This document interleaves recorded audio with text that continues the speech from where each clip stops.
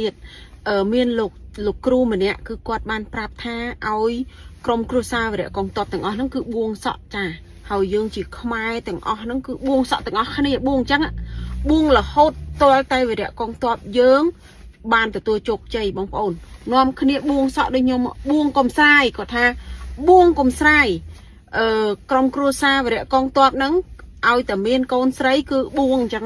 ចាហើយមិនថាយើងមិនមែនជាគ្រួសារយើងជាស្ត្រីកលស្ត្រីតំណាងឲ្យព្រះនាងអន្តរទេវីគឺយើងបួងអញ្ចឹងបងប្អូនបួងរហូតតតែវរៈកងទ័ពយើងឈ្នះបានជោគជ័យដេញចោលឈ្លានពានឲ្យវិនិច្ឆ័យអន្តរាយបងប្អូនចូលរួមបួងសក់ដូចខ្ញុំអញ្ចឹងមកខ្ញុំភ្លេចប្រាប់ចាបួងសួងបងប្អូនបួងសួងបន្តបួងសួងថ្ងៃនេះថ្ងៃសំខាន់បួងសួងទាំងអស់គ្នាបងប្អូនបួងសក់ដូចខ្ញុំបួងហើយបួងសួងរហូតចាខ្មែរយើងខ្លាំងខ្មែរយើងនឹងឈ្នះអស់មានសត្រូវពីព្រោះយើងគឺជាជនរងគ្រោះយើងត្រូវការសន្តិភាពមិនត្រូវការសង្គ្រាមទេ